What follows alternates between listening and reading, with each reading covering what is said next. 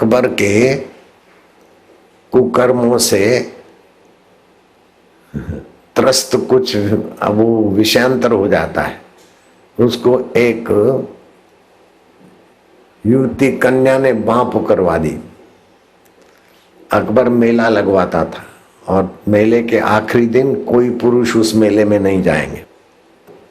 अकबर मेला लगवाता था, आखिरी दिन एक दिन ऐसा रहता था कि उस मेले में कोई पुरुष नहीं होगा। सारी नारियां, राजपूतों की सुंदरियां, बहू बेटियां खुला मेले में लुत्फ उठाएं। और वो क्या करता था, वो भी मेले का नाम था खुशरोज मेला। उसमें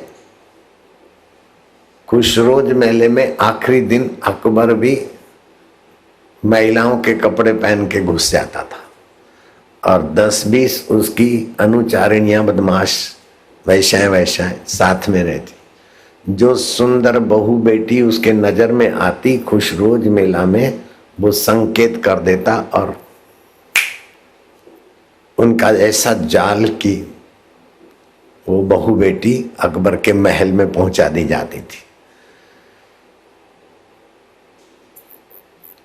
तो पृथ्वीराज चौहान के भाई शक्ति सिंह चौहान की बेटी किरण भी उस मेले में गई और किरण को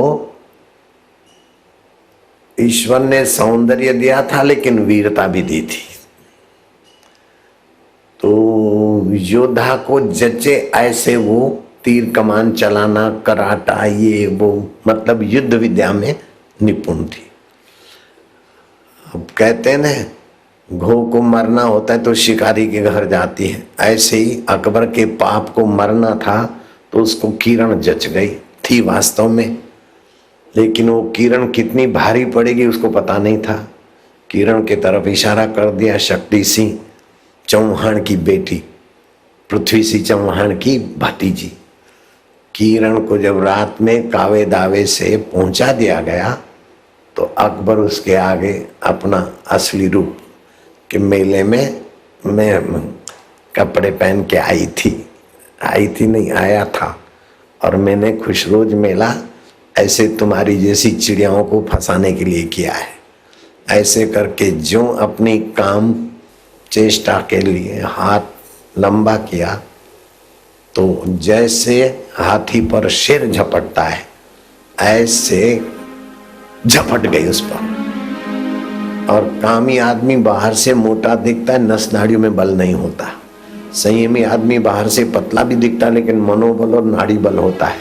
ऐसे वैसे दाव पेच में पटक के कटार निकाली शतरानी ने और ऐसे दाव से दबोचा कि बस कंठ पर कटार रखी, बोल आर पार कर दूं दुष्ट कहीं के। क्या खुशरोज मेला बहू बेटियों का सौंदर्य पान करते करते फिर उनको फंसाने के लिए तूने रखा है? बोल क्या चाहिए? मृत्यु चाहिए कि जीवन दान? कांपने लगा और उसके कपड़े आगे से गीले हो गए, पीछे से रंगीन हो गए। बाकी का तुम समझ लेना।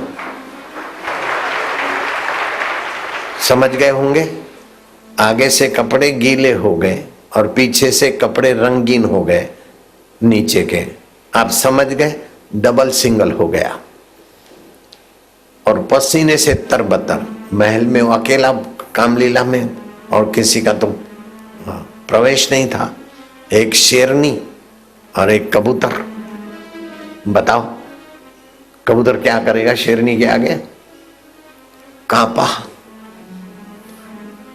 बोल ये खुशरोज मेला लगाएगा? नहीं अल्लाह की कसम खुशरोज मेला अब नहीं लगेगा। हे धरती की देवी शेरनी तू कौन है?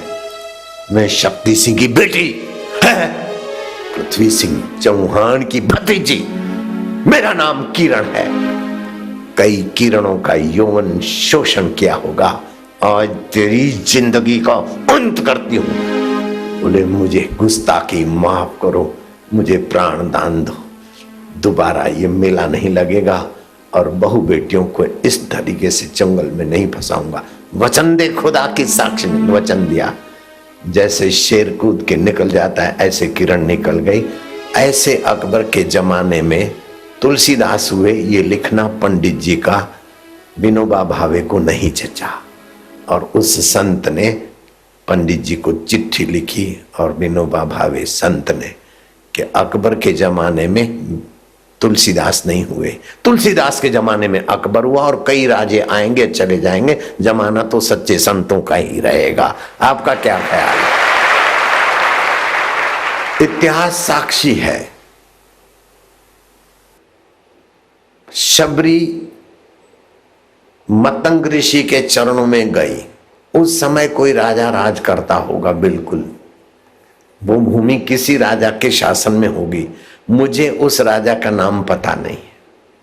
शबरी जिस समय गुरु के द्वार पर गई और मतंग ऋषि और शबरी का जहां सत्संग और मिलन हुआ, शबरी के वहां रामचंद्र जी गए, उस समय भी उस इलाके का कोई राजा रहा होगा।